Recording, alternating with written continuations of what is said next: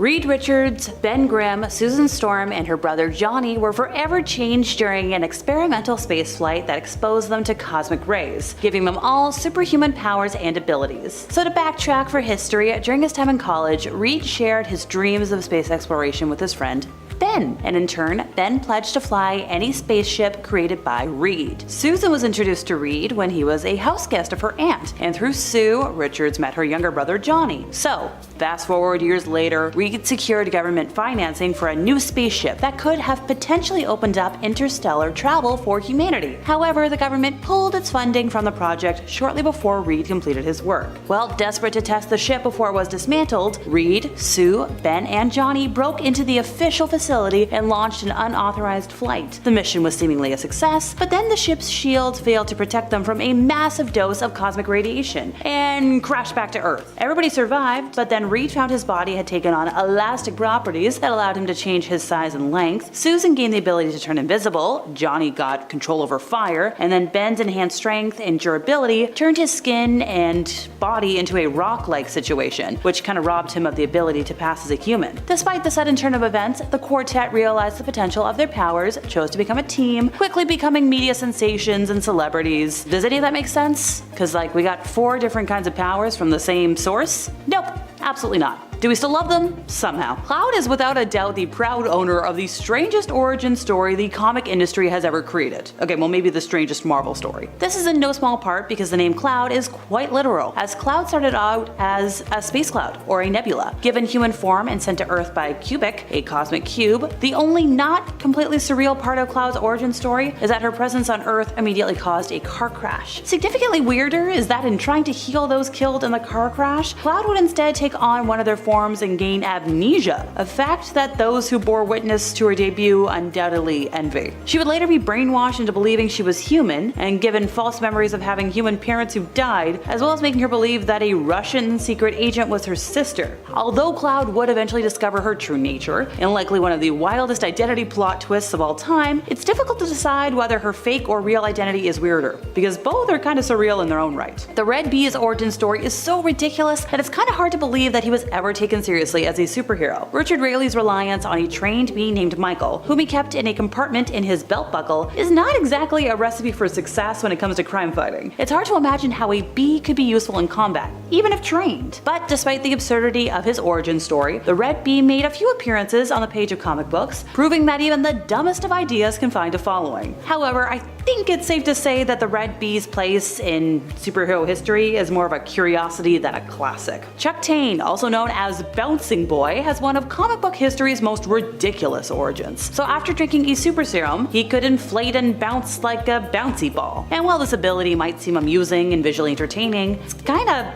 not really practical to fight crime with and save lives. But hey, despite the impracticality of his power, he's become a beloved character among fans of Legion of Superheroes. Allegedly. His cheerful personality and unwavering loyalty to his team have made him a unique and endearing presence. And while he might not be the strongest character out there, I guess he kinda proves that sometimes a little bit of humor and fun can go a long way in creating something memorable. You let me know in the comments what you think. At number 10 is Black Bolt. Black Bolt, aka Blackagar Boltagon, yup, that's his actual name, had an undeniably tough start. Exposed to the Terrigan mists while still in the womb, he gained a staggering power, a voice capable of toppling buildings and even obliterating entire worlds. His arrival into the world wasn't subtle. His mere cries crumbled the structure around him when he was born. But from the moment of birth, Black Bolt was treated not as a person, but as a weapon of mass destruction. Isolation was his fate until the age of 19, and he was forbidden to utter a single word due to his uncontrollable power, spending the first 2 decades of his life in absolute silence. Now let's take a moment here to appreciate the image of a grown Black Bolt decked out in a superhero outfit sitting in his isolation chamber. I mean, come on dude, casual attire is an option. I mean, even the Joker doesn't wear purple at the Arkham Asylum. If you're enjoying this video so far, you can support this channel by pressing like, subscribing to Top 10 Nerd, and ringing that notification bell. Really appreciate it. At number 9 is Rorschach. Rorschach's backstory reads like a descent into a nightmarish abyss. A childhood entrenched in squalor, with a mother who lived a life of Night walking set the tone for his grim trajectory. Bullied at school, Rorschach's retaliation marked his entry into the world of crime. But it was a chance encounter with a shifting, enigmatic dress that catalyzed his transformation. Crafting his ink-blotted mask, he embraced the persona of Rorschach. In the world of vigilantism, he crossed paths with Night Owl and the other Watchmen, but a horrifying case left an indelible scar. Investigating a girl's abduction, he stumbled upon an unspeakable brutality. Her remains had been fed to dogs. His retribution was unflinching, handcuffing the perpetrator amidst flames, and a gruesome ultimatum pushed the boundaries of his morality. As time went on, the line between Rorschach and Walter Korvax blurred. His mask became his face, obscuring his true self. In a twisted metamorphosis, Korvax perished and Rorschach emerged. This brutal origin story epitomizes the haunting complexity of Watchmen's characters, where darkness begets something darker. At number 8 is Red Hood. The only thing more tragic than Jason Todd's backstory is the fact that the decision to end his character was the result of a vote by fans via telephone poll. Born into Gotham and raised as the second ever Robin to Bruce's Batman, Todd's journey into heroism wasn't paved by rose petals. He met a tragic fate at the hands of the Joker when Batman's notorious nemesis whacked him mercilessly with a crowbar and left him strapped next to a bomb. Todd's demise marked the stark divergence from your typical heroic tragedy. Miraculously surviving his grim fate via some mystic shenanigans, probably involving the Lazarus Pit, he returned with a newfound edginess, embracing a more anti-hero persona as the Red Hood, which, by the way, is the Joker's original moniker. This gritty transformation challenges the traditional archetype of a superhero, delving into the complexities of vengeance, morality, and blurred lines. It seems that the darkest of beginnings can give rise to the extraordinary, if not unconventional, champions. At number 7 is Spider-Man. Spider-Man's origin story is a gripping tale of tragedy and transformation. Orphaned at an early age, he was raised by his Uncle Ben and Aunt May, growing up with a resilient spirit despite being bullied for his intellect and physicality. The twist, however, arrives when a radioactive spider bite grants him superpowers, turning Peter Parker into the friendly neighborhood Spider-Man. But the heart-wrenching moments don't stop there. The weight of responsibility intensifies when Uncle Ben is eliminated, largely due to Peter's inaction. See, because he got ripped off after winning his wrestling gig, he didn't mind when the place got robbed. Not until the robber went on to pew-pew his uncle in the street outside. This shattering loss becomes a driving force, propelling Spider-Man to navigate his dual life of newfound gravity. The web-slinger evolves from a carefree teen to a vigilant guardian, learning that great power demands great responsibility. At number 6, Daredevil. Daredevil, the man without fear, but with a lot of misfortune. Meet Matt Murdock. Picture a young Murdock full of good intentions attempting to save a pedestrian, but fate had other plans for him. At this moment, a radioactive substance blinds him. Not exactly a radioactive spider bite, but hey, it's Marvel. And then it gets even darker. His dad, just a hardworking boxer, ends up in the crosshairs of some ruthless gangsters. Murdock Sr. takes the fall, leading young Matt down a path of vengeance. But then it gets even worse. His love interest, Karen Page, she takes a dark turn too, selling out Daredevil's secret identity while under the influence, only then to be by the sadistically accurate Bullseye. Ouch. So here's Daredevil's origin in a nutshell. Blinded, avenging his father, dealing with loss, and grappling with betrayal. No wonder the guy's got issues. His life is like a masterclass in tragic backstories. Number 10, Norman Osborn. Norman Osborn wasn't always a villain, but many things in his life shaped him to become the greedy, insane, and focused, iconic Spider-Man nemesis we know him as today. It all started when Norman was young. Hearing that his parents were having financial issues, he learned at a young age that it was important to look out for number 1 above all others to ensure his own survival. Number 1 is Norman Osborn, by the way. His father mistreated him and was known as a failure, and this drove young Norman to strive to do better than his old man, striving for excellence in all things at any cost. When his wife died, it only served to inspire Norman to throw himself into his work even more. He cut out his business partner and began searching for formulas that he could profit off of, ending up discovering and creating the Goblin Serum, which made him smarter and stronger, but at the cost of his sanity. Number 9, Harley Quinn. More of a psychological horror story as well. Harley Quinn ended up losing her sanity and parts of herself in her love of the Joker. It was her love for him that drove her to a life of crime and made her the villain initially that she became. She's now since found a way out of this darkness, dumped the Joker, and even moved more towards becoming a hero, even teaming up with Batman as his newest sidekick. But you can't deny how dark her origins were. In the limited series Harleen, we get a more sexy version of her fall into a life of crime and a fall into her love for the Joker. her, but even that shows just how much Harley spiraled down into the beautiful and freeing pit of insanity with Mr. J. It also tells us a tale of her being trapped in Arkham Asylum during a breakout with various villains around every corner, and not all of them are friendly towards Dr. Quinzel. In the end, she is forced to choose between the two sides of herself and ends up shattering into complete insanity after killing a security guard who she kind of considered to be her friend, turning away from her saner persona of Dr. Quinzel and fully becoming and embodying Harley Quinn. I just love too that the panel is like literally her shattering. Number 8,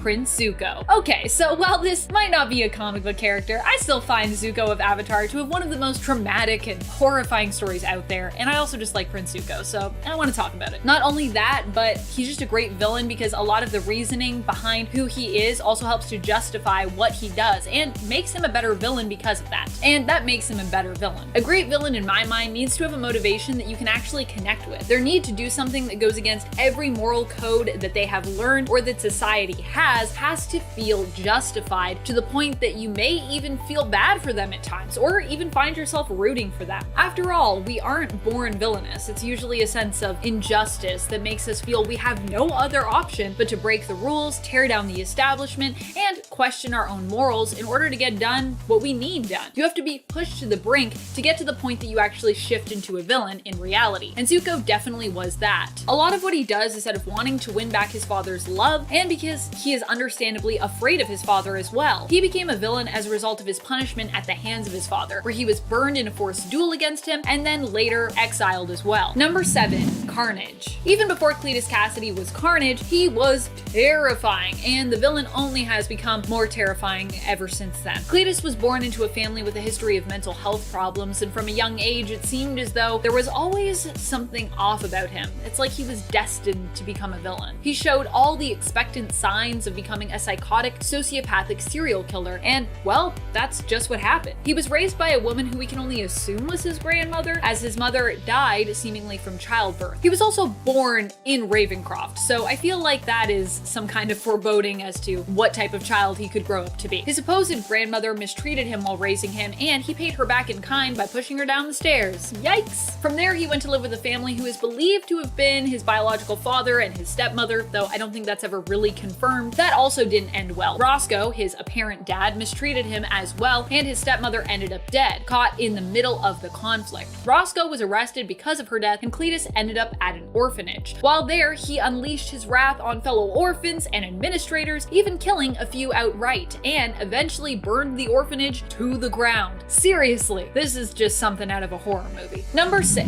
The Broken. I don't know why, but this villain's tale just always sticks with me for some reason. No matter what, I just think it's that initial panel of Batman's like head and torso together, which is like separated from the rest of his body but suspended with like thick coiled wires, and he's in immense pain, that really does it for me. It just is like, I don't know, I just think it's so scary. The Broken is an alternate version of Batman who comes from the dark multiverse. He appeared in the retelling of Nightfall, where instead of Batman winning the day on his Earth, he lost in the fight to reclaim Gotham against Azrael, who he'd appointed as his replacement after Bane broke his back. Azrael won and became Gotham's protector, Saint Batman, and Bruce became his permanent prisoner. His limbs were removed from his body, but he was kept alive, just as like a head and a torso, kept in immense pain on what I assume is like a life support machine, but also kind of a torture device. He suffered intense migraines and seizures while kept this way. Eventually, he was freed by Bane's son and escaped Saint Batman, taking back Gotham, but this entire experience left him broken, turning him into an even worse villain than Saint Batman was. So he like reclaims the city, but you're like, oh no, oh dear.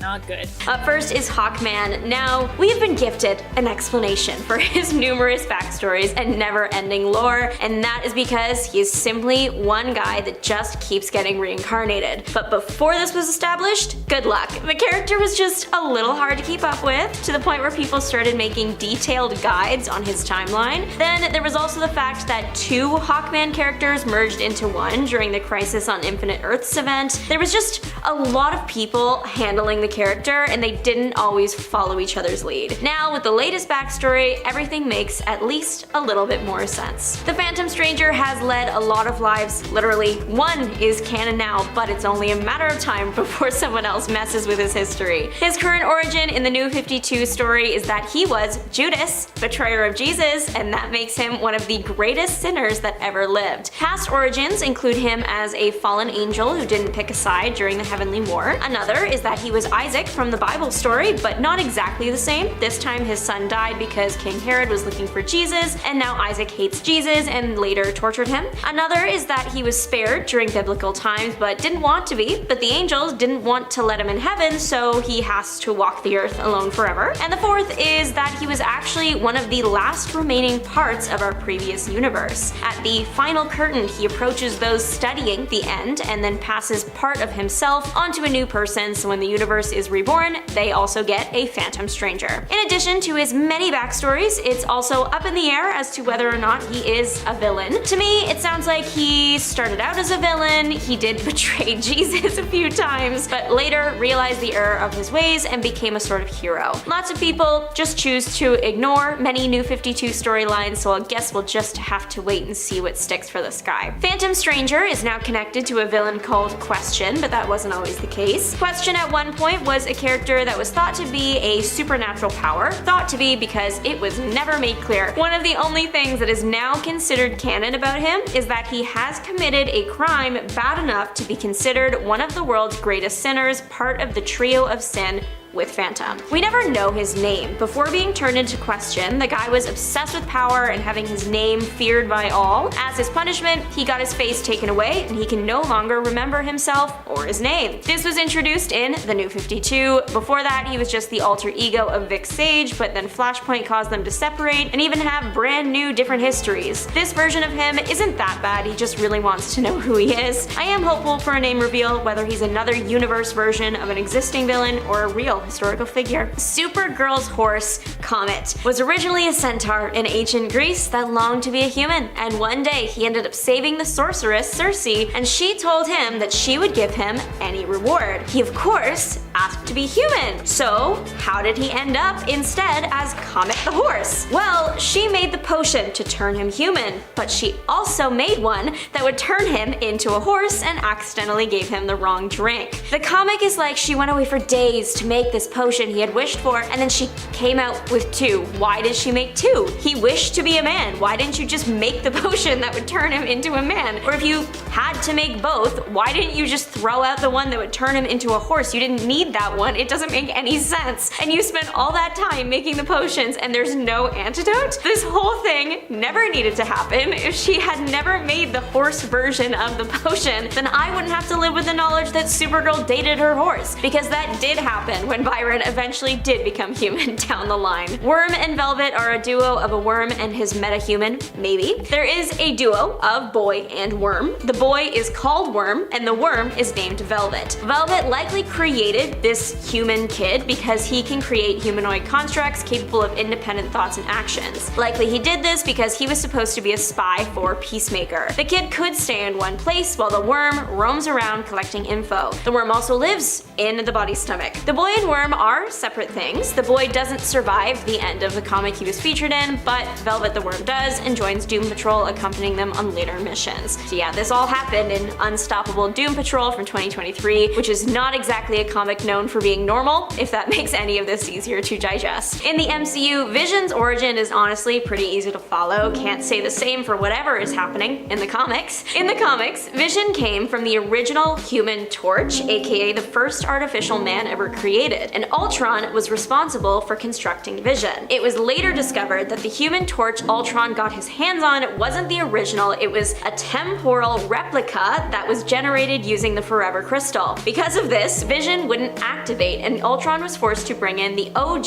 Human Torch's creator into the mix, forcing him to fix Vision. The brain of Wonder Man was used to do that, so he is the Human Torch and Wonder Man, while also not truly being either, so there you go. Next, Next is the Scarlet Witch and Quicksilver, because they just can't seem to catch a break. So when it comes to their origins, and no matter which one you look at, there are still a million questions. So for the longest time, Scarlet Witch and Quicksilver were the children of Magneto. His wife Magda had been pregnant with twins when she disappeared, and it's not hard to believe that Magneto, one of the most powerful mutants alive, would be the father of a powerful witch and speedster. Now, that origin has been retconned, something many Marvel readers hate, but even if it wasn't, there are still some questions I need answered. Like, why were Magda's twins delivered by an evolved cow? Why was that the choice? Now that this origin has been retconned, who and where are the twins that Magda gave birth to? The current story with Wanda and Pietro is that they were the children of Natalia, the sister of the couple that ended up caring for the twins. The High Evolutionary kidnapped the twins from this couple and experimented on them, making them appear as regular mutants. Then they were returned. This is still pretty new for an origin. For decades, Wanda and Pietro were Magneto's kids,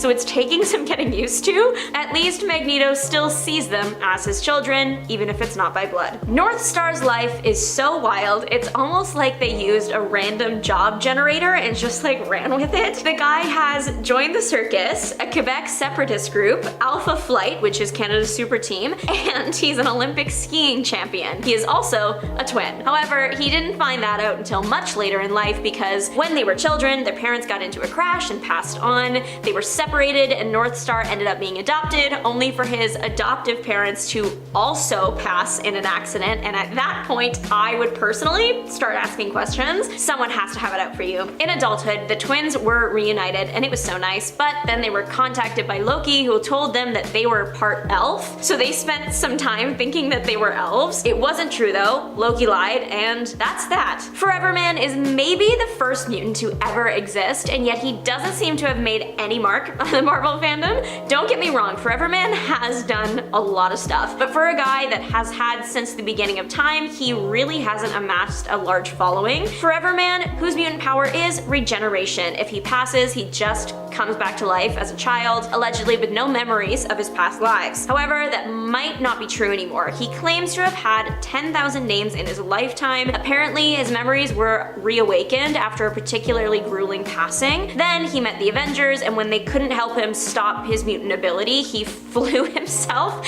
into the sun. But that only caused him to be stuck in a constant resurrection cycle until he exploded back to Earth as a kid again, and we don't really know if he remembers who he is after that point, because we don't really see him again. I believe his last appearance was Avengers 218 from 1982. Is he still around? He should be. As long as the Earth spins, he's around. We actually don't really know where he even came from. My favorite thing he ever did though, in one of his lifetimes, he accidentally almost made the entire United States country disappear when he tried erasing Captain America from existence. Have you ever wanted to read about an elf with lots of firepower and almost no consistent backstory? Then boy, do I have the character for you. His name is Melf, M-E-L-F, but his alias is Elf with a weapon, and that's it. That's what he is. It seems that he is part of a bigger group, elves with weapons. We don't know where he's from officially, but the elves are supposed to be agents for the Tribunals, a force dedicated to preserving order in the universe. Melf was a weird guy and would go around offing random people, and he was never caught. He was only stopped because he was run over by a truck. His nephew, Ralph, then took up his undisclosed mission. However, if he was working for the Tribunals, then maybe his victims weren't random, and wouldn't that be a great and easy to follow explanation? So of course that was retconned. Doctor Strange claims that the Tribunals were fake, and we are once again back to wondering why the elves even exist. Retcons and identity theft have led to quite a confusing backstory for Zorn. Zorn's debut was in New X-Men Annual 2001, and at the end he was revealed to be Magneto in disguise. Only he wasn't. Later it was revealed that it was actually Zorn, pretending to be Magneto, pretending to be Zorn. And Zorn is being controlled by someone named Sublime to foster mutant hatred in the world. At the end of the Magneto identity theft fight, Zorn dies, but not really. His body is done for, but his essence was still around through his connection to Sublime, so he came back. The creator of Zorn in 2001 always intended for Zorn to be Magneto, actually actually Magneto, so when you read that story, there are hints to it the whole way through. It was because the editors liked Zorn's character and Marvel wanted Magneto alive so they could use him again that the confusing aspect of his story was born. Zorn also has a twin brother with very similar powers to him, so sometimes Zorn returns, but it's Zorn 2. What is it with Marvel and twins? Number 10, the Creeper. Jack Ryder was a super outspoken TV news guy in Gotham City. Now on TV, he's the host of a show where he tries to stir the pot to get everyone talking about topics like super advanced medical science and nanotech. Ryder was doing some investigating into some new tech called nanocell therapy created by one Dr. Vincent Yates. He discovered an experimental mixture which enabled the body to regenerate from practically any injury of any kind. Unfortunately though, Jack tried to steal Yates' tech at the same time as a group of mobsters, and so to keep the tech safe, the good old doctor injected his last unstable sample of nanocells into Jack Ryder. Then, right after that happens, the gangsters grant Jack a one-way ticket to the afterlife and blow his head off. Now, most of us, well, we'd be lights out and game over by that, but thanks to the nanocells reacting with his body's chemistry, Jack is completely resurrected with the ability to turn into the Creeper. This bright yellow-skinned, green-haired madman with hypnotic intimidation powers, a pain-inducing laugh, and superhuman agility, strength, speed, stamina, and enhanced reflexes. Number 9. Ultra Boy. Ultra Boy, or as he is known in his civilian guise, Jonah, possesses many of the same powers as Superboy, including superhuman speed, strength, flight, stamina, breath, vision, and invulnerability, which he gained from being swallowed by a massive space energy beast, which is essentially a giant space whale, hence the biblical Jonah name. While he was inside the energy beast's stomach, the radiation inside altered Jonah to give him superpowers. The only issue with Jonah, and it's a big one, is that he can only use one power at a time. This means that if he wants to fly through space at super speed, he must wear a spacesuit to survive in the cold vacuum, or when using his power for super strength, he is not invulnerable and can therefore get tired,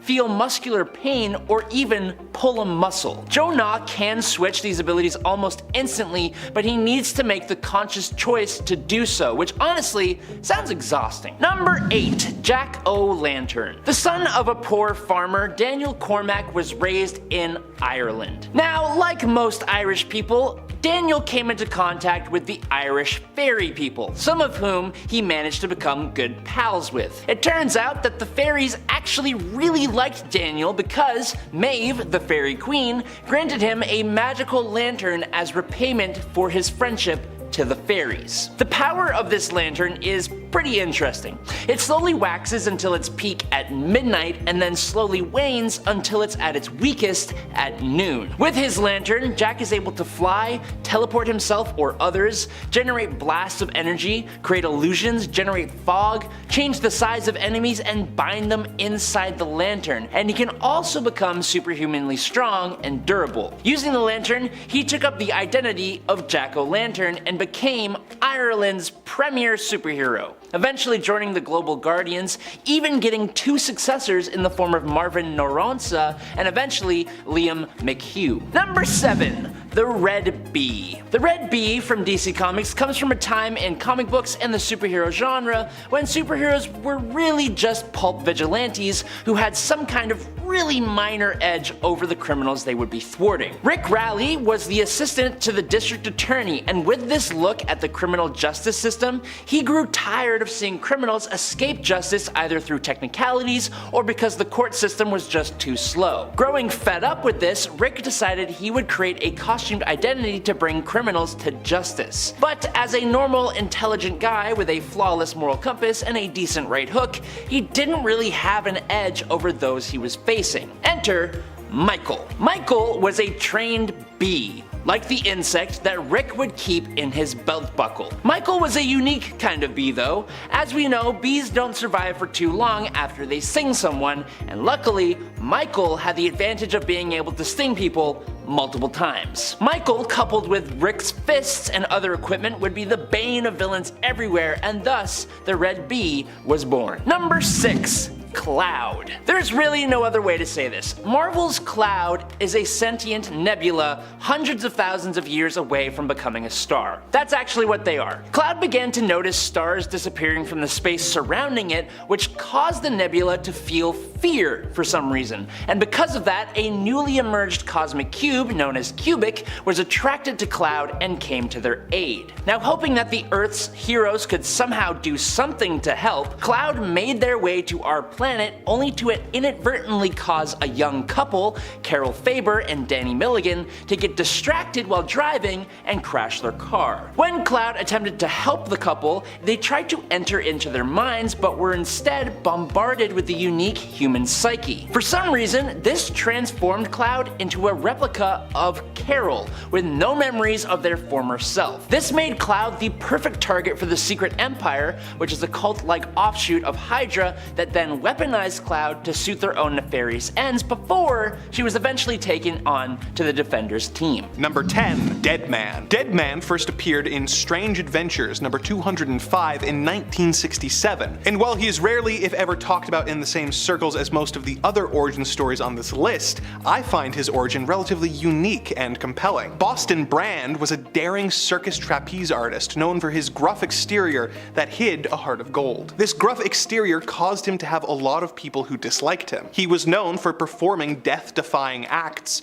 while dressed in a corpse-like mask, until one day, during his show, he was shot and killed by persons unknown. Due to him being well liked by the Hindu goddess Ramakrishna, Brand was allowed to stay on Earth as a ghost so that he could help protect the innocents and track down his murderer and bring them to justice. He is invisible to pretty much everyone, but he has the power to enter the living and possess and control their bodies, which really sets his story apart from other heroes. His story is interesting because it tackles mortality as well as regret, and it is a catalyst for a lot of growth for Boston, despite the fact that he is a dead man. Number 9. Captain America. Captain America first came on the scene in late 1940 in Captain America Comics number 1, featuring the hero punching out the leader of the German army almost a year before America entered World War II. His origin is beautiful in its simplicity. A frail man who has been deemed unfit for service in the US military desperately wants to serve his country, and agrees to undergo an experimental procedure that will grant him incredible abilities. Before the formula can be used to create more super soldiers, a spy destroys the formula and kills the professor who created it,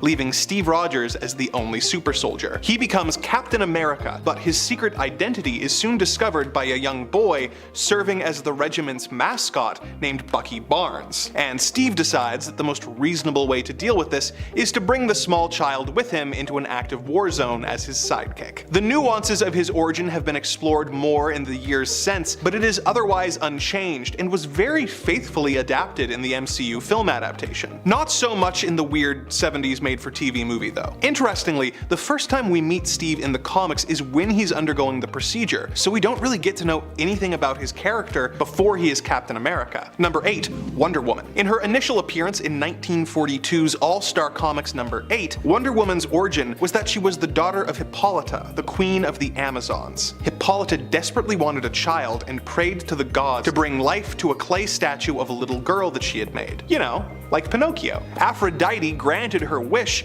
and the clay became a real girl. She was raised as an Amazon, quickly learning and excelling in their ways. The Amazons lived in secret on Paradise Island until a World War II pilot named Steve Trevor crash-landed. Diana saved his life and decided she wanted to come back to the world of man so that she could fight the Axis powers, as well as be with Steve, who she thought was a certified hottie. The Amazons held a competition to determine who would go, and Diana 1, being allowed to go to the modern world and being given her iconic costume, tiara, and lasso of truth, and she became Wonder Woman. Her origin story has been tweaked several times over the years, with the time period changing and her being sent as an emissary from her island, but for the most part, it has stayed pretty much the same. Number 7, Captain Marvel. First appearing in 1940's Whiz Comics number 2, Billy Batson was an orphan living on the mean streets. One day, a strange man in a trench coat approached him and told the young boy to follow him into an abandoned subway station. He did, and the man revealed himself to be a wizard, and took Billy to the Rock of Eternity. The wizard, Shazam,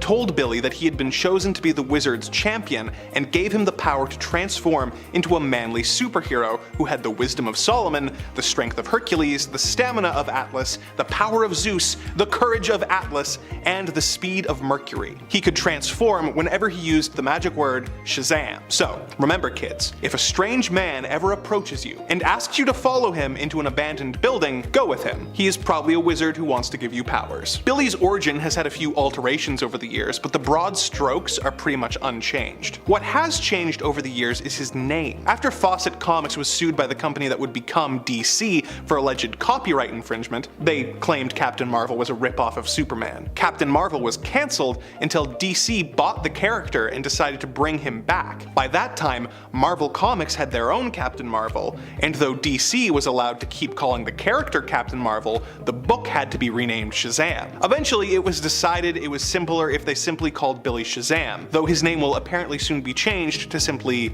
the Captain. Billy's origin is great as it is the ultimate child's wish fulfillment power fantasy. While children in comics at the time were relegated to sidekick roles, Billy was able to be the strong hero anytime he wanted with just the utterance of a magic word. His origin does a great job of tapping into a really primal desire, and it's one of my favorites. Number 6, Iron Man. Tony Stark was a wealthy weapons designer who was kidnapped by radicals. In the attack, shrapnel was lodged in his chest that would result in him dying within a week. His captors lied and told him that if he designed weapons for them, they would give him a life-saving surgery. Tony knew they were lying, but played for time, creating a metal chest plate that acted like a pacemaker, keeping him alive. Him and his fellow captive, Yinsen, secretly created a robot mech suit so that they could escape, but as it was charging up, their captors came to check on them. Yinsen sacrificed himself to allow Tony to survive, and Tony used his first Iron Man suit to take out the cell and escaped back to America. He soon decided to become a superhero, but kept his identity secret for much of his history by claiming that Iron Man was actually his bodyguard. It's an interesting origin that has aged really well, all things considered, with it having a lot of thematic weight, tackling the idea of the consequences of the military-industrial complex, and Tony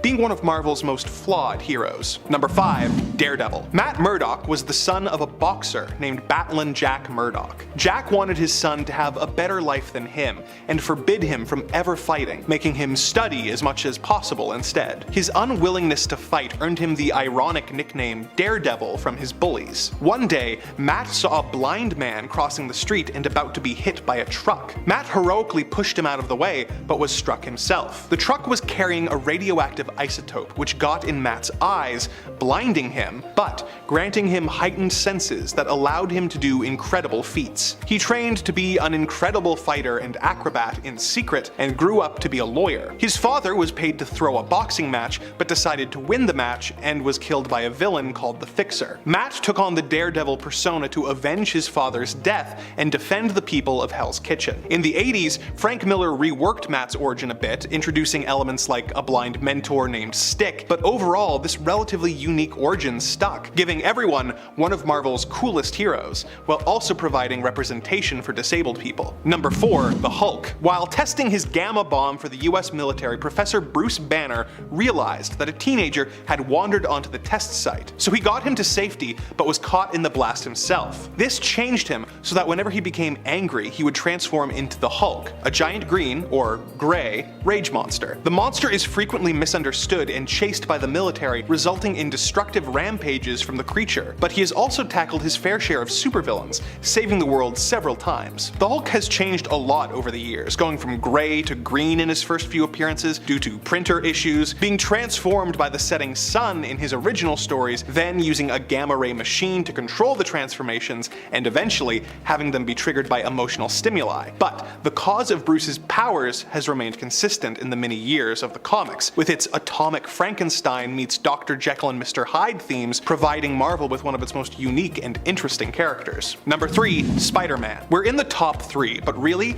any of these next ones could be number 1 depending on your personal preference, due to each of them being absolutely iconic. When a teenager named Peter Parker was bitten by a radioactive spider, he was granted spider powers, which he decided to use for personal gain, spending time as a wrestler and a television personality. One night, a thief ran past Spidey, and Spider-Man decided not to stop him, thinking it wasn't his problem. In a strange coincidence, the robber broke into Peter's home, resulting in the death of Peter's Uncle Ben. Spider-Man went after the crook, and upon recognizing him, was racked with guilt that his inaction resulted in an innocent life being lost. He vowed to be a hero and realized that with great power, there must also come great responsibility. All of this is present in his first appearance in Amazing Fantasy number 15 from 1962, and has remained virtually unchanged due to how strong it is. The idea of having the catalyst of the hero's heroics be his fault adds a layer of guilt to the proceedings that helps define Spidey as a character,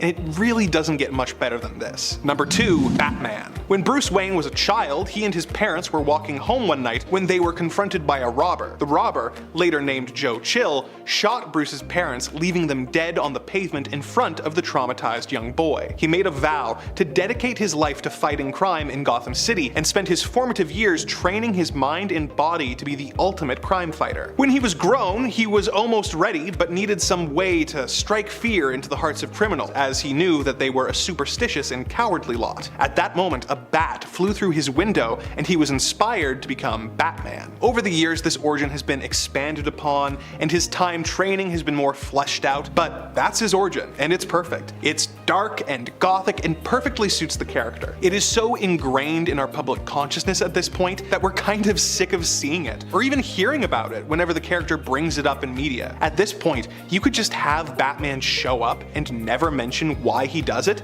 and everyone would still know, and that's the mark of a strong origin. Number 1, Superman. When the planet Krypton was about to be destroyed, one child was placed in a rocket and sent to Earth so that he might survive. Once on Earth, this child was raised by a kindly couple who taught him right from wrong. When he grew up, he decided to use his powers for good and be a superhero. Disguised as mild-mannered reporter Clark Kent, whenever trouble strikes, he becomes Superman. This origin was present in its broad strokes with the character's first appearance in 1938's Action Comics number 1, which features the doomed planet and sent to Earth in a rocket elements. A year later, in Superman number 1, the story was expanded upon, introducing the Kents who took him in. And in the years since, the origin has been reinterpreted and expanded upon, but all of the initial elements are still present. Although, in her first appearance, Clark's mom is named Mary, which is funny because in the years since, they've made a pretty big deal about her name being Martha. I think this origin is one of my favorites due to how classic it is, but also the fact that it is essentially just the Old Testament story of Moses, showing how storytelling and myth has evolved over the years while still having similar themes show up over and over again. Number 5, Elongated Man. When Ralph Dibny was a tiny little Ralph Dibny, he saw a contortionist at a carnival and he was instantly down to be able to be like that guy. Everyone had their thing, and for Ralph, his thing was trying to figure out how someone could twist and fold their body into all sorts of shapes like a contortionist could. Obsessed with learning the secrets of the contortionists, for years and years Ralph figured out that all the contortionists he observed drank the same drink. Not some crazy formula, not some kind of tea, but it was actually a popular soft drink known as Gingold. Now, Ralph knew for the most part that it was just a coincidence that they all drank the same drink, but that doesn't mean he wasn't gonna bet everything he had on it. Ralph literally taught himself chemistry, and he used his newly found chemistry skills to create a super concentrated extract from the fruit that was the basis and heart for Gingold, the Gingo fruit. And what do you know? The super concentrated extract allowed him to make any part of his body stretch to a ridiculous degree. What's that, I hear you say? Why yes, this does make no sense. Number 4. Flex Mentallo. The Doom Patrol is a unique team to say the least. Their whole thing is that their powers are weird enough that they were shunned, made fun of, etc, and so they pulled together to make their own team. A bunch of them could make this list, but the one member who I think deserves to make it onto this list is Flex Mentallo. He first appeared in Doom Patrol Volume 2, number 35 in 1990, and was essentially created by another metahuman by the name of Wallace Sage. Wallace has the ability to take any drawing he makes and turn it into real life. With that power, he created Flex. Now, Flex himself was given the mysterious and kind of hilarious power of muscle mystery, which allows him to alter reality by flexing different muscles. For example, flexing his scalenus minimus, Flex has the ability to survive in the vacuum of space for an extended amount of time. His other powers include enhanced senses, mind control, precognition, reality alteration, superhuman durability, superhuman strength, and telepathy, all by flexing different muscles. Number 3. Puck. The Alpha Flight member known as Puck was at one point literally just a little person who pushed himself to turn his body into an almost perfect physical specimen, able to lift hundreds of pounds and fight as well as his fellow Alpha Flighters. But this was before his Alpha Flight days. He had tons of adventures and his pretty basic but mysterious backstory added to his likability. Now the dumb part came much later on when it was revealed that Puck was actually much older than he seemed and was not actually born as a little person. Apparently, Puck used to be 7 feet tall and was a mercenary and adventurer who was born near the start of the 20th century. As a merc, he was hired to steal the Black Blade of Baghdad, and he totally did it, but then it unleashed an ancient magical being known as Black Razor. In order to defeat Black Razor, Puck sucked him into his own body, becoming immortal in the process, but also losing half of his height and being trapped in the form of a little person. Why?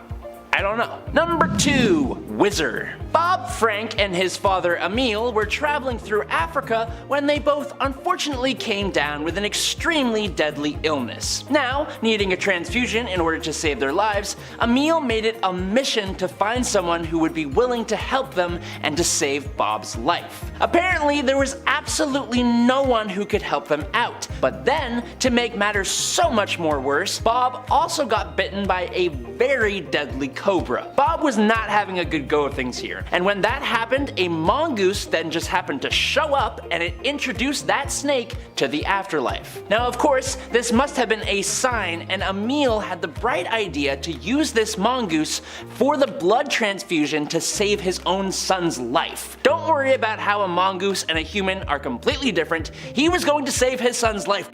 Not only did the mongoose DNA running through his son's veins save his life, but naturally, this had the added benefit of allowing Bob to now run at super speed? Apparently though, this was just common information, as Emil explained it as nonchalantly as pouring a cup of tea. Later on, it would be revealed that Frank had natural powers that were just jump-started by the addition of the mongoose DNA, but of course, that's only after they realized how that makes no sense. And in at number 1 today is Liesl Pawn. The Green Lantern Corps, actually every Lantern Corps really, has members of all different shapes and sizes. But what utterly baffles me personally is knowing that the Green Lanterns have a super intelligent, justice-seeking smallpox virus on their roster. Assigned to Sector 119, Liesl Pawn wasn't really able to join the other Lanterns in team meetings on the Green Lantern world because this Lantern risked infecting all the others. Liesl Pawn's partner in Sector 119 was called Remus.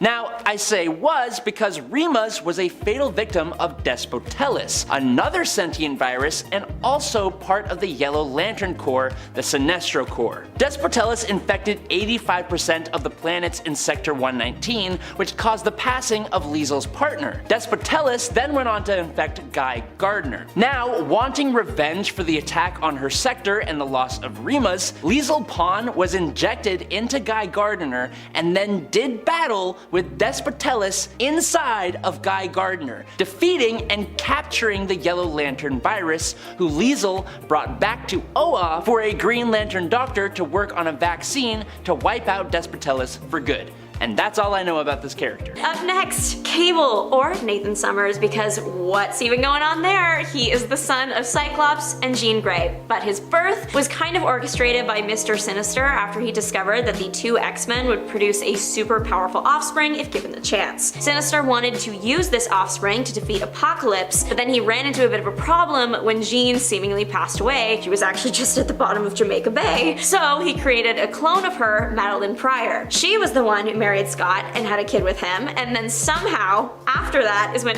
everything really hit the fan. Jean Grey appeared alive, Scott left his family, little Cable was kidnapped, and all records of him were erased from existence. A psi bond was created between him and his sister, Rachel Summers, from an alternate reality, and then we had that huge battle in New York where Madeline tried using all the littles to open up a portal. It didn't work. Then Nathan was kidnapped again and infected with a virus that couldn't be cured in the present, so obviously he was sent 2,000 years into the future. And then in the future, he was cloned because they were worried they couldn't cure him after all. Apocalypse claimed to be that clone and kidnapped, I guess, baby him to raise to be a host body when he needs it. Cable just has all the spots on the Marvel bingo filled out. Time travel, cloned, super parents that were also cloned, evil self, kidnapped, and that is only the beginning. Being introduced to Eric the Red, and particularly his choice of outfit, is not something I will ever forget, because what is going on there? Scott Summers created this fake identity, Eric the Red, so he could infiltrate a villain organization, and that's fair, that makes sense, but then Marvel made a real Eric the Red that isn't Cyclops, but he wears the same outfit, and the outfits are very specific, so how did Scott even get it? There seems to be no correlation between the two other than the identity name, so whatever that means. Kang is mine, and now it seems the MCU's biggest headache. One thing seems to generally stay the same for him. Every version of Kang starts out as Nathaniel Richards. Where Nathaniel came from though, well, we have options. There was a Nathaniel from Earth 616 that brought peace to Earth 6311 when he traveled there. This made him a big deal. He was known as the legendary benefactor, but he wasn't the Nathaniel native to that planet, so another Nathaniel was eventually born. This Nathaniel was maybe descended from the great benefactor himself or Doctor Doom. This Nathaniel's history was messed up by another him, causing him to be a good guy for a while. Nathaniel grows up and is bored, so he travels back in time to Earth 616's ancient Egypt to be king. Eventually, he tries to return home, but is caught in a time storm and transported ahead to the 40th century, Earth 6311. The future is a mess. They are at war, and the people have regressed into barbarians. Nathaniel has found the perfect group to conquer. This is the first time he takes on the name Kang the Conqueror. He conquers Earth 6311, that galaxy, and then tries to attack Earth 616. He wanted more power, but there was also a historical record that said that eventually a celestial Madonna was going to give birth to the most powerful entity ever, and Kang wanted to be their dad. This was the confusing origin of one version of Kang, but generally considered to be the base Kang, kind of. There are a lot of things in the Marvel Universe that give me headaches, but Shatterstar's origin is really something special. The man is somehow the son and the father of fellow X-Men Longshot. How does that happen? Well, Shatterstar was sent back in time to the Mojoverse, which we will cover in a second because that is all so weird, but he was sent back in time. He was experimented on in the past, and his DNA was used to create Longshot, so therefore, he is Longshot's father. Years down the road, Longshot and Dazzler have a baby, and that baby was Shatterstar. And guess what? Shatterstar helped deliver that baby. That makes Shatterstar Longshot's father and son and his own grandfather and midwife. Because Marvel can't seem to relax, they decided that Longshot and Dazzler would forget the pregnancy ever happened, and Shatterstar was launched 100 years into the future. The guy lived in Mojo World, a realm where TV basically controls everything. Shatterstar lived here for a long time, competing in arenas. It's where he learned to become a warrior. Then he escaped to Earth, where he was a founding member of X-Force, and then at one point we find out that Shatterstar was maybe split in half or just had a twin. His name was Benjamin Russell, and he was in a coma the minute his powers manifested, but looked exactly like Shatterstar and was his other half. The two were eventually combined, which left Shatterstar feeling whole again. So that's him, but what do you think? Dula Dent's origin is confusing because she wants it to be. She has claimed to be the daughter of the Joker, Catwoman, the Riddler, the Penguin, Scarecrow, and Two-Face. She was first introduced as the Joker's daughter, but her last name is Dent, which belongs to Harvey Dent, or Two-Face. So now she is known as Two-Face's daughter for a while, until Robin figures out she's not the right age to be his daughter. She agrees and then just disappears. She appeared in the Teen Titans comic series, and she was planned to be revealed as a time traveler that gets reality warped one too many times and is driven insane. Unfortunately, we never got to see this, as the comics were cancelled. Technically, Dula doesn't want to be a villain, but she does fight a lot of heroes and lies all the time. She was later revealed to actually legit be the daughter of another universe Joker and Three-Face, a female variation of Two-Face. Is this a lie? You can literally never know what's real in these universes anymore, and turns out, neither can Dula. It's suggested that because her mind was warped so much that every time she switches Earth, her consciousness switches slightly as well, which is why she named so many different parents. She was just confused. Boss Glitter was the main antagonist of the forgotten DC series about the Heckler. He's a ruthless mob boss with a little bit of flair. He uses old Mardi Gras masks to hide his face, and controls the city by planting a bunch of lieutenants that manage different parts of it for him. The problem is the Heckler keeps defeating all those lieutenants and throwing them in jail, so naturally Boss Glitter wants the Heckler to heckle no more. When his lieutenants fail, Boss Glitter takes the matters into his own hands and sends a bouquet of flowers to Heckler,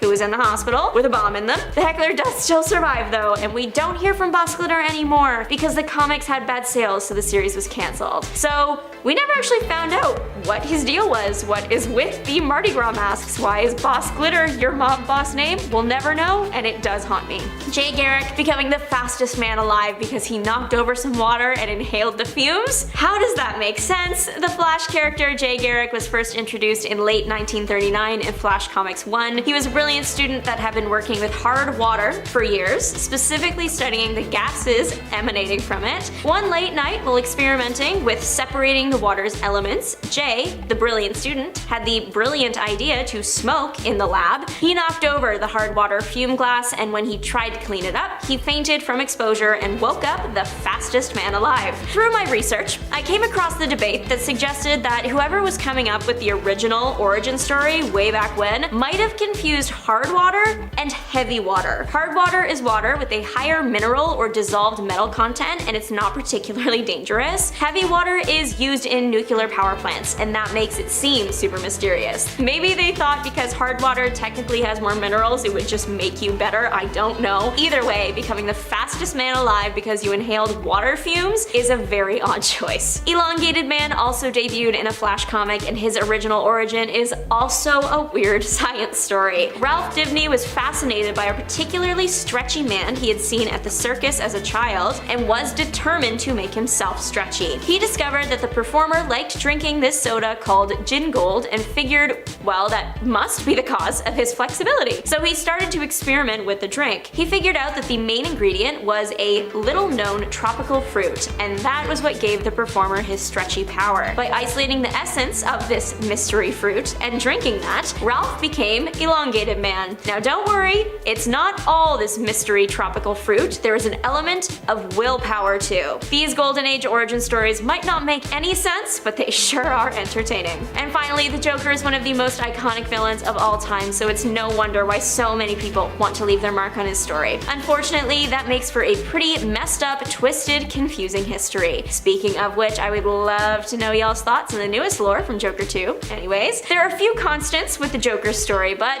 often he ends up in acid and comes out looking the way he does. Who he was before, and even during the swim, is kind of up to whoever is holding the pen. In 1951's Detective Comics 168, the Joker had been the Red Hood, also a criminal, and one night he decided to rob a factory, escaping by swimming through the pool of chemical wastes. He thought he would come out normal, I guess, didn't, and to his delight, he figured out his new look was actually quite scary, and then used that to his advantage. In later versions, like The Killing Joke in 1988, he's a failing comedian, and once again finds himself in the chemical factory, but this time he gets scared into the acid. In Batman the Animated Series, he was a hired slayer first. It kind of really depends on what the writers want to do. Number 5. Superman. Wait a minute, what? Superman isn't a villain. Well, not in the main continuity, but in the alternate reality of Injustice, he most certainly is a villain. How did this come about? Well, after Superman was tricked into fighting Doomsday, only to realize he had been made to hallucinate by the Joker and Harley, who used fear toxin on him. What had actually been happening was that Superman had been fighting Lois Lane, not his nemesis Doomsday. He realizes this all too late, sadly, as he discovers he has killed Lois. Not only that, but she was pregnant. And not only that, but the Joker and Harley had also tied a trigger for a nuclear explosion to Lois's heart. As a result, when her heart stopped, Metropolis, Superman's shining city, was blown to bits. It's really no wonder he became such a cold and deadly villain. He felt that he needed to fix the world as a result of these events. Of course, he went about that in a way that I'm sure Lois would not have been proud of had she still been alive to see Superman fight in her and Metropolis's name. Number 4. Killer Frost. Killer Frost was originally scientist Caitlin Snow, who had been on the hunt for a perpetual motion energy conducting machine that many believed to be a myth. She sought to continue the research of Dr. Louise Lincoln, who had been working to make such a machine, which she called a self-sustaining thermodynamic ultraconductor engine. Caitlin's colleagues warned her against following in Dr. Lincoln's footsteps, but she paid them no mind. When she finished the engine, they turned on her, revealing their true colors. They were actually working for the evil organization known as Hive, and sought to destroy Snow and Lincoln's work, preventing the invention from ever being used or discovered. They trapped Caitlin within the engine and started it up in order to destroy her. Terrified, Caitlin panicked and tore out the wires for the coolant system. This had an unexpected result, and Caitlin Snow found herself bonded with ice and basically became a heat vampire. With her new ice-based powers, she escaped and killed all of the Hive agents. Craving heat as a result of her condition, she would later discover that exposure to Firestorm's powers temporarily reverted her to normal and would dedicate her life to pursuing him, seeking a permanent cure. Number 3. Zombie Spider-Man. I know he's another alternate hero turned villain, but what can I say? They get some of the spookiest origins because they kind of have the most to lose. Heroes have usually higher stakes than villains. When it comes to Spider-Man's origins in the zombieverse, he was of course infected with the zombie virus, which made him a villain. But as this change came upon him, he found himself tragically and horrifyingly feeding on his own family members that he tried desperately for years to keep safe. Spider-Man started off his brain and flesh-eating spree by eating those he'd loved the most in a horrific twist. He devoured Mary Jane and his Aunt May, likely crying all the while, I imagine, but unable to stop himself. He was just so hungry. Number 2. Bane.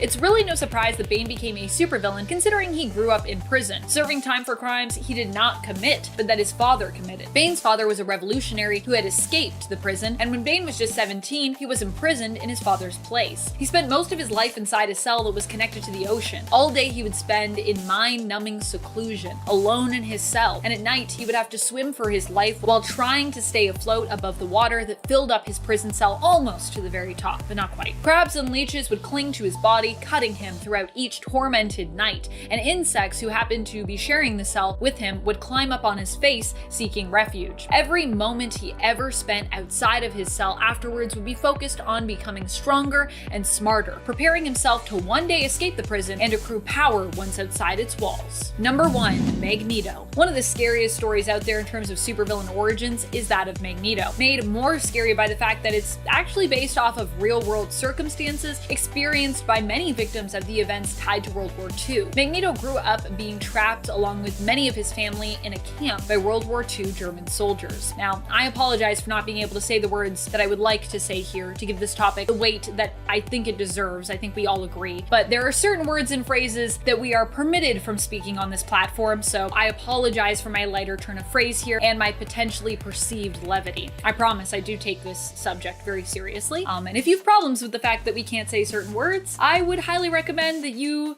contact the platform and let them know your thoughts on that. Because yeah, I think that's important to do. Young Magneto would not only have to suffer in these camps, but he'd also have to watch as one by one his family members attempted to escape and often got so close to being truly free, only to be reined back in and pretty much all end up dead in the end. He was forced into taking care of the bodies and disposing of all who perished at the camp as well, becoming a Sonderkommando, which must have felt like psychological torture as well as being grueling work. Sonderkommandos were actually real-world special units, by the way, that existed during World War II, made up of Jewish prisoners from the camps who were forced into disposing of the victims who had been killed in the camps, threatened with their own deaths if they refused the work. In the end, Magneto did escape, but even then, he was met with tragedy. He and his love Magda would escape and start a family, finding a home in a village in the mountains. But after he was revealed to be a mutant, the people turned on him and his family, burning their home to the ground. As Magneto attempted to save his daughter, who was trapped on the upper floor of their home, soldiers attacked him, preventing him from doing so, and she died in the fire. At number 5 is The Flash. You know, when it comes to superhero origin stories, we often expect a certain level of tragedy. But Barry Allen's tale took an unexpected twist. You see, back in the day, his mother's fate wasn't the driving force behind his superhero persona. No, she was just in a coma for a little while. But then Crisis on Infinite Earths happened, things got shifted around, and suddenly Barry's life became a roller coaster of sorrow. Enter Flash Rebirth, where the writers decided, hey, let's pile on that trauma. Now, Nora, Barry's mom, didn't just fade away quietly. No, she was brutally...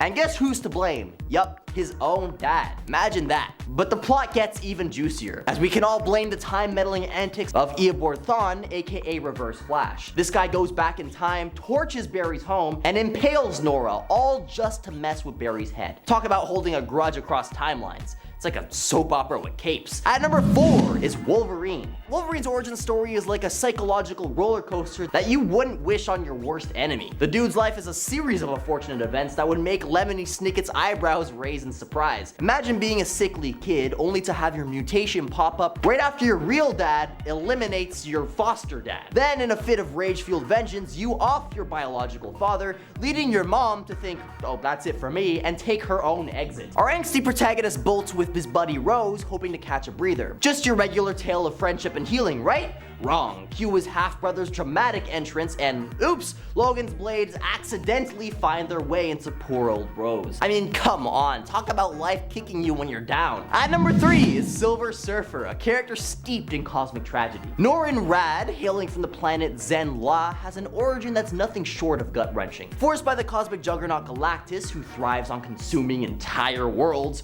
Rad becomes Galactus' herald. This means sourcing the cosmos for energy-rich planets to satisfy his master's insatiable hunger. At first, it doesn't seem too terrible, just avoid planets with intelligent life, right? But such planets are rare, and as guilt piles up leading Galactus to inhabited worlds, the Silver Surfer's sanity begins to fray. Galactus, recognizing this, stifles Rad's emotions, reducing him to a mere husk. Imagine being shackled to his cosmic master's whims, his vibrant self buried under cosmic servitude. It's a tale of sacrifice, remorse, and the battle for identity woven into the fabric of the universe. At number 2, the Incredible Hulk. When we delve into the origin story of the Hulk, the surface level equation of Bruce Banner plus gamma radiation might seem straightforward, but the story goes much deeper. Sure, exposure to gamma radiation plays a pivotal role in his transformation, but why the emotional roller coaster once he's green? The answer is as complex as Bruce's psyche. Unraveling the threads leads us to Bruce's tumultuous past and the haunting figure of his father, Brian. Brian Banner's exposure to gamma radiation triggered a genetic alteration that echoed down the family tree, affecting Bruce as well. Yet it's not just the altered genes that shaped the Hulk's fury. Brian wasn't just a victim of radiation, he was a tormentor and abuser. He was a tormentor.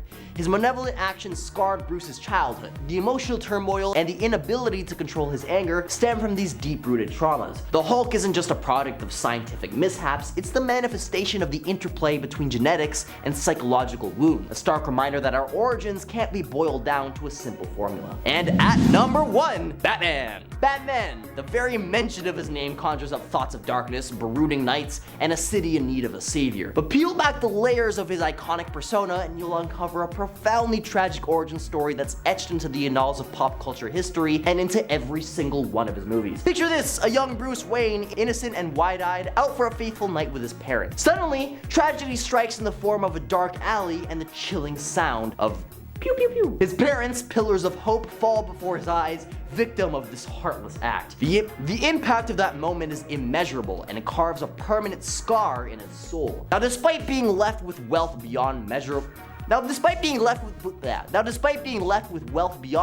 and a loyal butler in the name of Alfred, Bruce is burdened with unrelenting emptiness. His life goal becomes an unending quest to rid Gotham of its malevolent underbelly, driven by an unwavering desire for justice and vengeance. The Bat was born from the ashes of that night, a symbol of the darkness that took so much from him and the light he aims to restore, proving that even in the harshest crucibles of fate, heroes can emerge with unyielding strength and unwavering determination. These stories serve as a testament to the resilience of the human spirit, the capacity to endure unfathomable suffering, and the power to transform adversity into inspiration. So the next time you witness a superhero soaring through the skies, just remember the incredible journeys that led them there. It isn't particularly uncommon for a superhero to gain their powers thanks to brain damage. Like Cyclops, he struggles with controlling his eye beams thanks to stress and injury from growing up. But Flaming Carrot is another story entirely. In a move that breaks the fourth wall, as well as the most likable West Coast Avenger, Gwenpool, Flaming Carrot became a superhero after reading thousands of comics. And I think it was 5,000, which okay, I don't seem that crazy, but aight. So this decision caused him to have brain damage, leading the man to put on a carrot mask, set fire to the top of it, and set about with a tool belt that helps him along the way. Oh, and in case he needs to swim, don't worry, he's always wearing flippers. He's also got this ability to enter a state of Zen stupidity, allowing him to face dangers without hesitation or worry. It's absurd. I think it is kind of funny, and it kind of tackles some of the strange conventions of the hero genre, but why? Squirrel Girl's origin story is definitely up there with the more unusual ones. Her birth with a squirrel tail and the power to communicate with squirrels might seem strange, but it's become essential to her character's appeal. Her quirky personality and unique abilities have made her a fan favorite. Despite her seemingly silly origins, she's proven to be a noteworthy hero, defeating some of Marvel's most powerful villains. We're talking Dr. Doom and Thanos. Her triumphs have demonstrated that sometimes it's not the powers that make the superhero, but their ingenuity and determination. So sure, while her origins might be unconventional, her success as a hero is kind of a testament to the fact that anything's possible in the comic book world. And in the real world too. Armless Tiger Man's origin story is both absurd and offensive. Gustav Hertz was a circus performer who, lost his arms in a tiger attack, and then get this folks, he gained the ability to grow tiger arms from his shoulders. And the backstory kind of relies on the ableist notion that people with disabilities can only be heroic if they possess extraordinary abilities. And this offensive trope kind of reduces folks with disabilities to one-dimensional characters, who are only seen as inspiring because of their physical differences. Also, the idea of growing tiger arms from one's shoulders is both illogical and ridiculous. It's kind of hard to imagine how such an ability could be useful in any meaningful way, and it really only makes them this poorly thought out stereotype. The bizarre nature of Amy Winston, superhero alias Amethyst, kind of rests on one question. If you were a magical princess, when would you want your parents to tell you? Well, Amethyst only finds out the answer to this question when her mom takes her through a magical portal on her 17th birthday, at which point you'd think she'd have found a spare minute to tell her own daughter what was about to happen. The first edition of Amethyst's origin is really strange. It's very weird, starting with a normal family celebrating their offspring's birthday, and ending with a terrifying orc kidnapping her via an interdimensional portal, all within the span of roughly 3 pages, making it pretty wild. More importantly, while in the newer Prime Earth version, Amethyst is 17 years old, the older edition has her as a 13-year-old who takes on the appearance of a grown woman when in her superhero form, which raises some more questions. universe? Are we being creepy or are we Shazam knockoffs? After being hit by a cable car, Nightman was struck by the jump effect, which is a power granted by a moon-based alien species and given extraordinary abilities. So now he's got that night vision, he's got an ability to sense malevolent thoughts. So he's out to take on the world's wrongs. But there's something to be said for a character with a backstory so confusing. The moon-based alien species that gave him his powers, they're never fully explored. It'd be like, I don't know, if Superman failed to question his grandparents about Krypton. We're missing a key element, folks. Even though Nightman is from one of Marvel's strangest alternate universes, his odd history could be fun if you accept that you're never gonna get the answers that you kind of need. Color Kid's origin story isn't super duper impressive. Ulu Vac gained the ability to change the color of any object, but only once, which kind of makes for an underwhelming superpower that's hard for anybody to see being of much use in any fight against supervillains. And what makes his origin story even more ridiculous? He was a member of the Legion of Superheroes, a team of intergalactic superheroes who fought against various threats to the universe. I struggle to imagine how changing the color of an object, just once, would have been much help in such a big situation, an important situation like that. Well, that's all folks. I've been Alexa. See ya! Hey, you made it to the end of the video. Want to see even more awesome videos from us? Check out this video next. It's about the most powerful members of the Creature Commandos. Yep, we're ranking the members of the new DCU show by James Gunn. Come check out this fascinating video right now. What are you waiting for? Click the video now.